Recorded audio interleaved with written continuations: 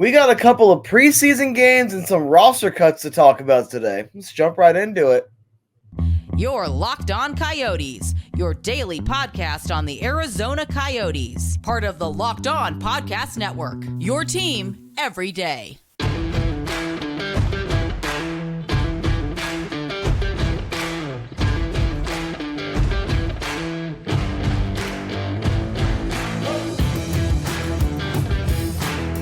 Welcome to the show, everybody. This is Locked On Coyotes, number one daily podcast on the Arizona Coyotes. I'm your host, Robyn Leonio, alongside Matthew Jacobson. We want to thank everyone for making this show your first listen every day. We are free and available everywhere you get your podcasts, including on the Sirius XM radio app. We got a good show for you on today's episode. We're going to recap everything that went down over the weekend for the Arizona Coyotes. They had a couple preseason games in the desert, just not in Arizona deserts, and the Nevada desert and in the California desert. We'll get to those games, as well as talking about the Coyotes roster cuts. They made some roster cuts in the earlier part of this weekend, and we'll kind of take a look at what might their roster cuts be probably later on this day when a lot of you guys are listening to this episode. So let's just go right into it. Yeah, so we have the game against Vegas that we could start off with, where Maverick Lamoureux, a familiar face, familiar name from last year's draft, gets his first goal of the season or preseason to start off the game in the second period at the 2-minute 58-second mark. The assist going to Ratu and Leonard. It's a pretty decent shot, actually. I did get to watch that replay before. The Coyotes kind of like bottom fell out a little bit. They got back-to-back goals in the second period, and then Carlson, I believe that one was an empty net goal 30 seconds ago, losing by a final score of 3-1. Not the result they were hoping for, but at least Maverick Lamoureux, before being sent down, putting the cart before the horse a little bit, gets that goal, gets a little bit of his confidence up, and I think should probably be pretty good for his season that he got to end his stint with the Coyotes scoring a goal. Oh, yeah, no, I mean, I think that's anything you want to do. It's kind of like maybe he knew he was going to go down already. Again, we'll kind of get more into cuts in a little bit, but I think a lot of it probably maybe goes to the fact that it's like he kind of wanted to make sure he go in. Maybe he went down, giving Coyotes coaches and scouts a look at exactly what he's capable of and what he can do. Yeah. Also, I do have a correction. It was not an empty net goal. Ingram still posted a .926 save percentage on 3 goals against. Not bad. At least according to this note right here. Yeah, looks like just two goals against Ingram. So I wasn't exactly expecting them to beat Vegas because they also had a lot of the kids that are going to be in Tucson playing that game. I'm a little disappointed that Donor couldn't get a goal in Vegas, not because Donor should score every single night, but like it. I like seeing Donor on the score sheet, especially against the Vegas Golden Knights. So that's one little note I got for you. I mean, I think everyone has a lot of hopes for Josh Doan, and that's something we'll probably have. We'll maybe have a more in-depth conversation about Josh Doan later in the week, but I think the I wouldn't say necessarily the expectation, but there's the hope surrounding Josh Doan. It's the legacy hope, right? Because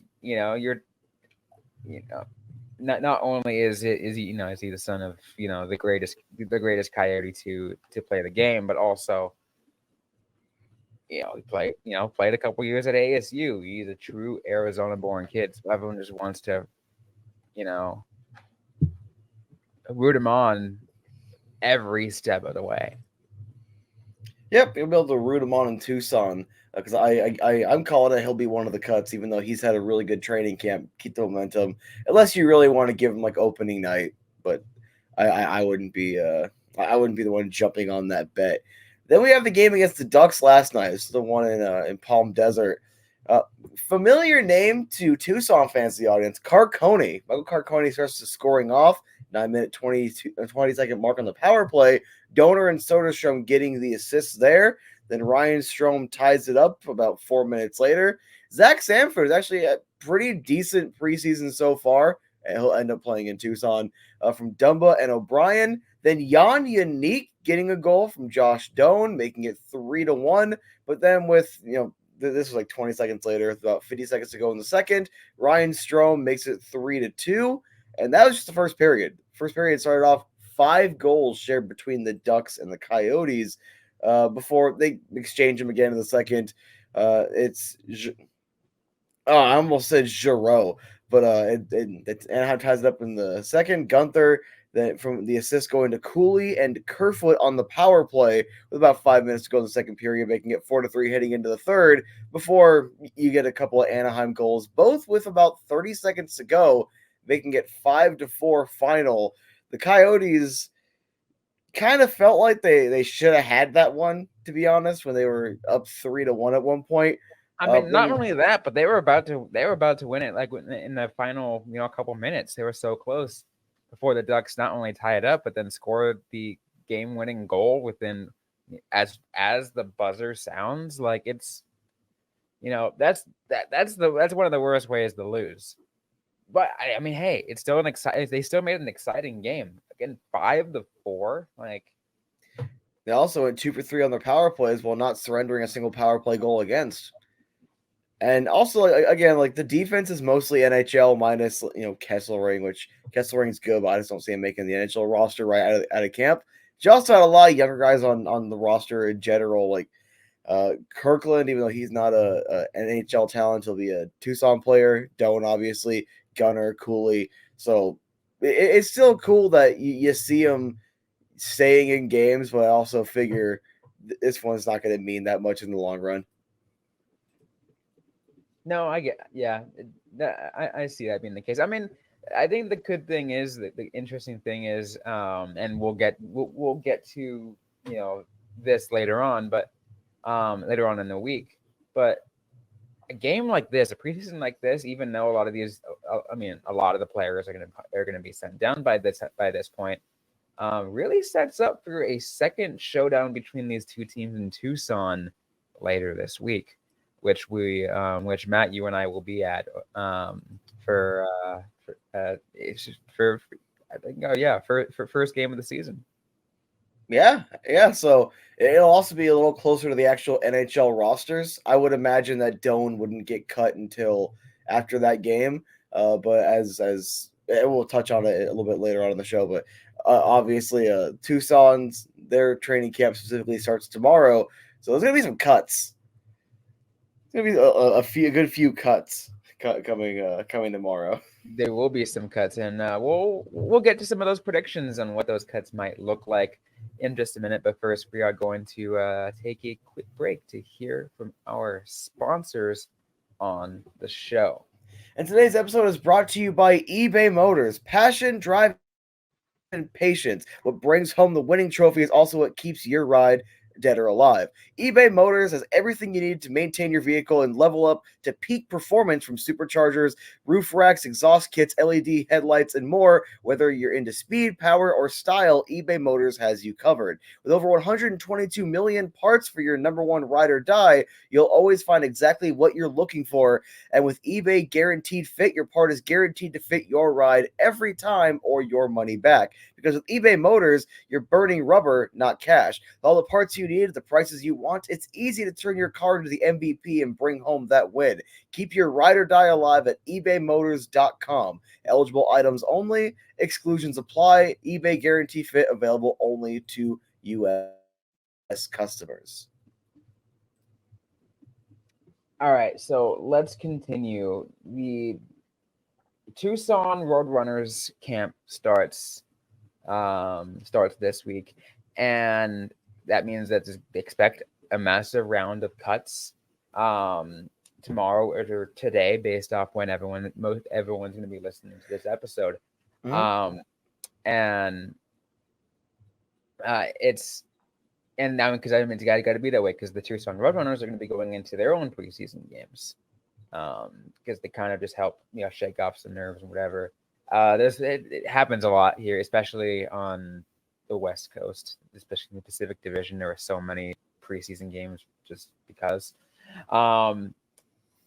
which I'm not against. But anyways, let's get to, I guess, who we might take take a look at some of the at some of the roster cuts that have already happened and that what might happen next.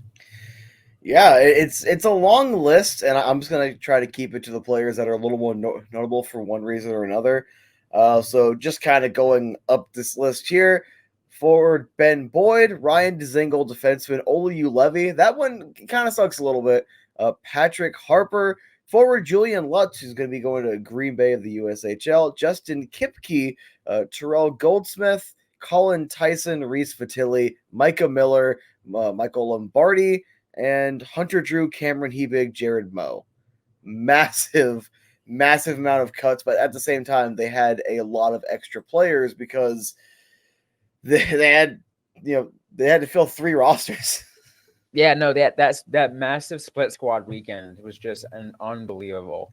And now once they got past the split squad, they're like, all right, we don't need all these PTOs and ATOs, so these guys can just, we don't need them anymore, so we'll release them. That's kind of what I expected from some of these players. I know when the PTO signing of Ryan Dzingel, there might have been a little bit more underlying to it.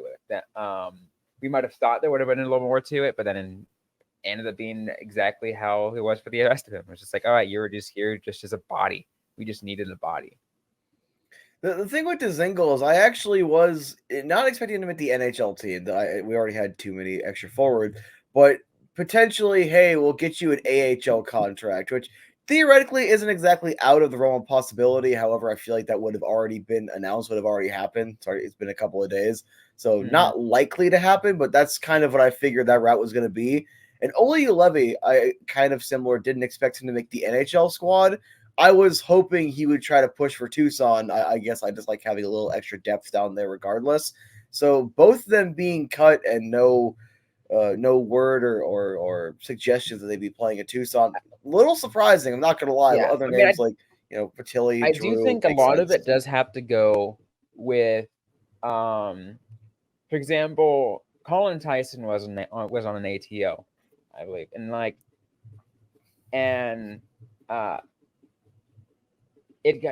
it kind of gives you the idea that because Colin Tyson was under contract with the Tucson Roadrunners, so he got it was actually, I believe, actually a PTO. He got a PTO with the Coyotes just to kind of be part of the training camp, so he can help out that split squad. Got released from that PTO and is very likely going to be assigned to the training camp with the Roadrunners, because the Roadrunners have their own training camp, as we mentioned. They have their own to worry about, because a lot of players on the Roadrunners aren't under contract with the Coyotes, because there's also a level of autonomy that they have. Yeah, because the AHL, they can sign their own contracts. So like they announced they signed Lombardi and Tyson over the last month. They were going to be in Tucson regardless. Like names like that, Hunter Drew, Cameron Hebig, don't surprise me because their Tucson players are going to go back to Tucson anyway.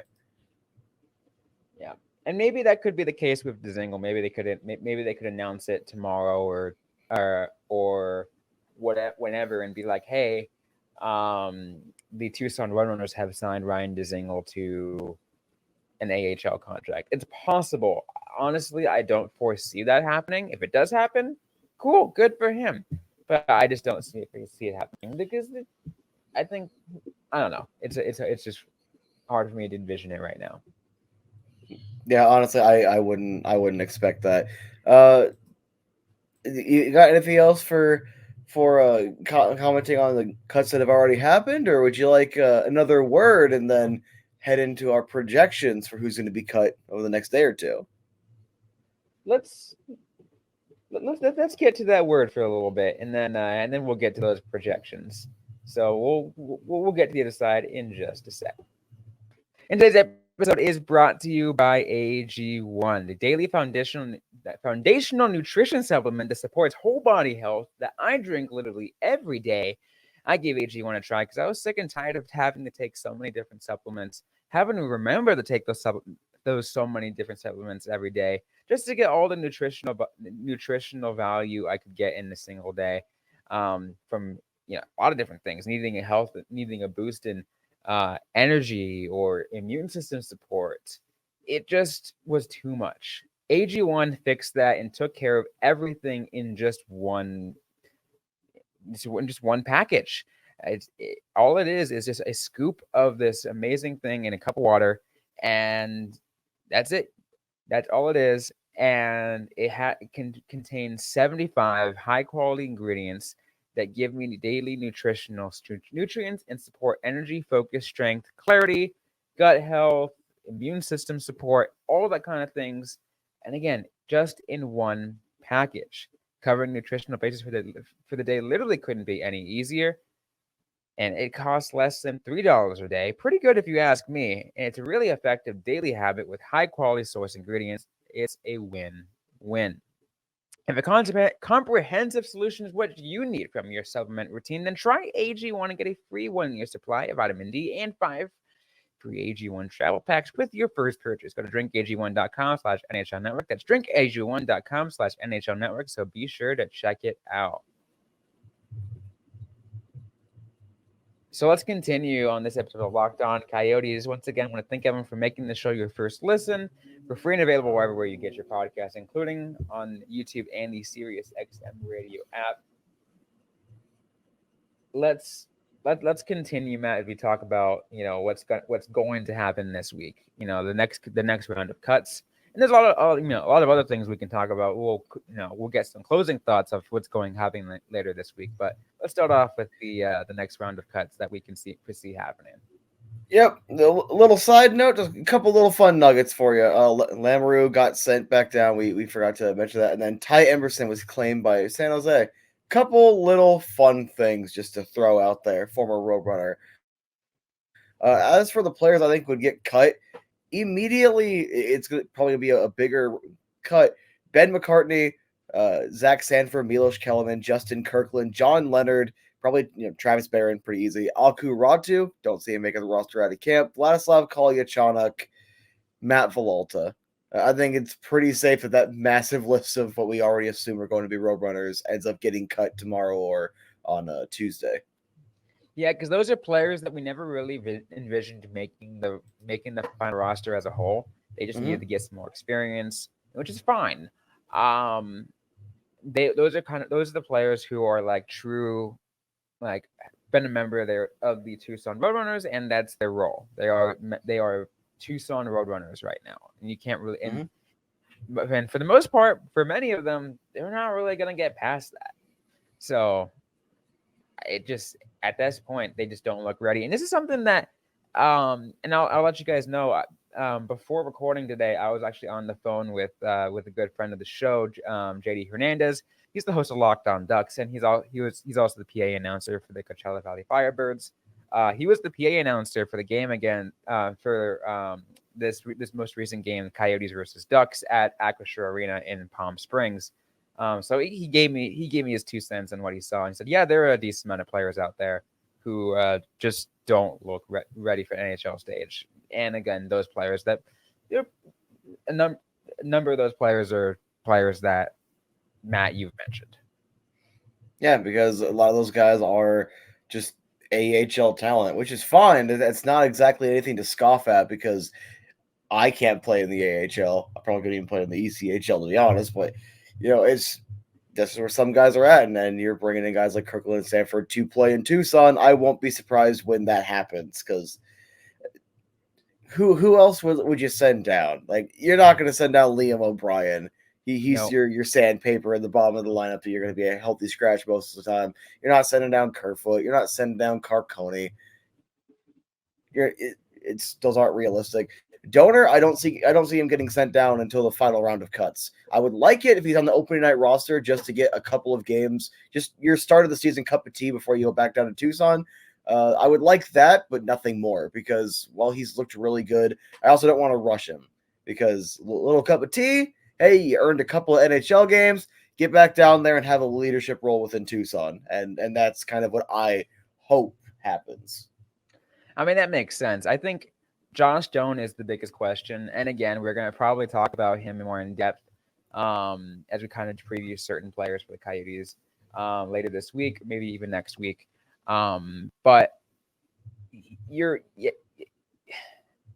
is that kind of player that is literally on the verge. And like I said, I think he deserves to still get a bigger look.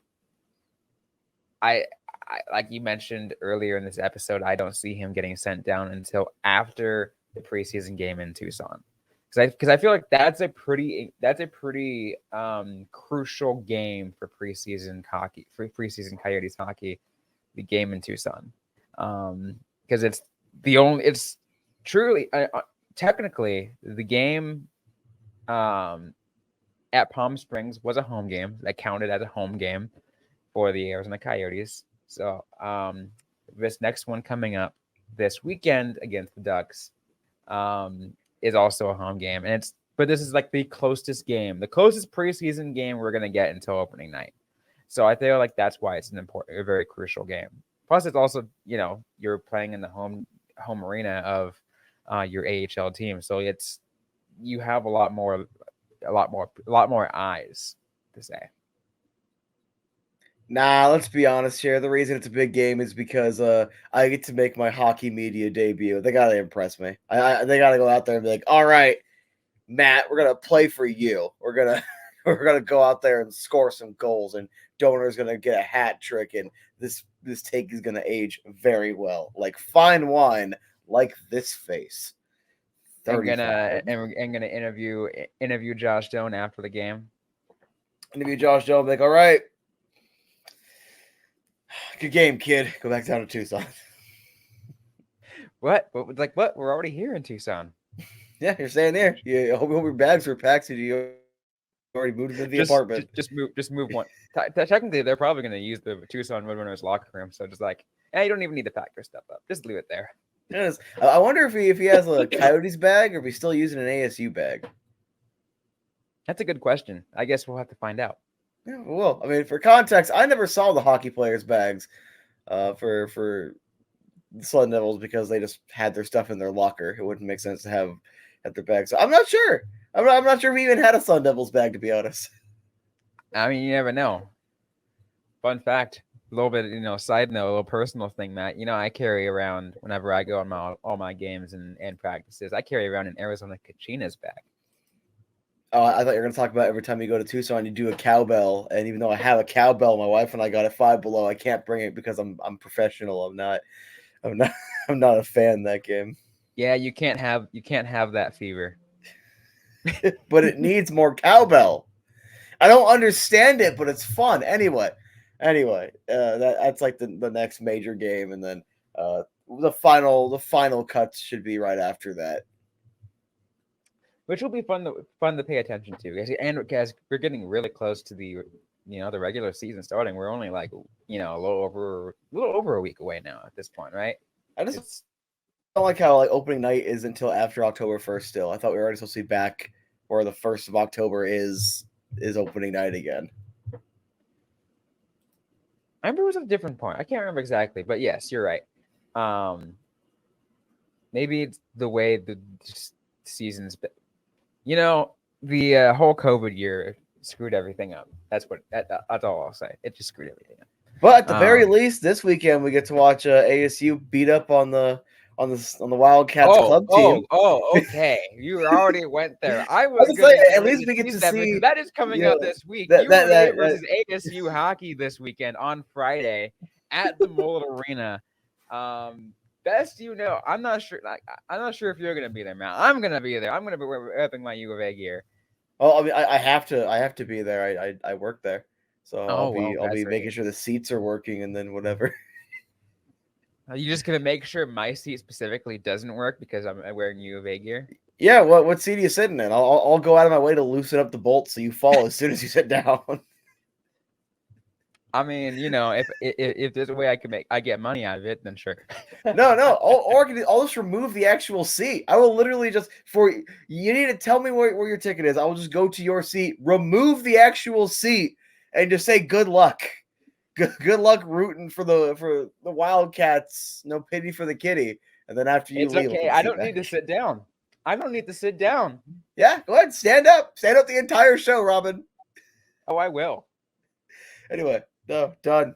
Donor's going to be the MVP. I mean, ASU wins. I feel like, do we want to do it today, or do we want to place the friendly wager as we get closer to the actual game? We'll do it like the day before. Day before the game? We'll put friendly wager? All right. Friendly wagers, $3,000. That'll give you that's an incentive though. Pay attention because we're gonna actually do a little more talk, a little more crap talk to each other, as we ramp up this week, as it's a rivalry week, but not really because it's U of A club versus ASU NCAA. But you know what? I don't care. It's still a rivalry game nonetheless. No, it's not. It's not gonna be a right. It's like me boxing a 12-year-old. Like the 12-year-old had no shot. So come on. You never know. You never know. U of A can surprise, but we'll get there. We will get there. The University of Arizona Rangers are not going to surprise. And yes, those jerseys are blatant ripoffs of the Rangers jerseys. You know this. I know this. Everybody knows this. That's not. We don't talk about that. We don't talk about that. Anyway, those are my final thoughts. Anyways, that's going to be it for today's episode of the Locked On Coyotes podcast. If you like what you heard, don't forget to leave a review, like, comment, subscribe. If you've yet to already, we're available everywhere you get your podcast, including on YouTube and the SiriusXM radio app. Don't forget to interact with us on social media on Facebook, facebook.com/LockedOnCoyotes, on X at @LO_Coyotes. I'm personally at Robyn_Leano. Matthew Jacobson is at the AZ Sports Guy. Interact with us, ask a question you might have. We might answer right back or on a future episode of the Locked On Coyotes podcast. Thanks again, everyone, for listening to today's episode. Hope you guys staying safe out there. Hope you guys staying healthy. And don't forget to howl on.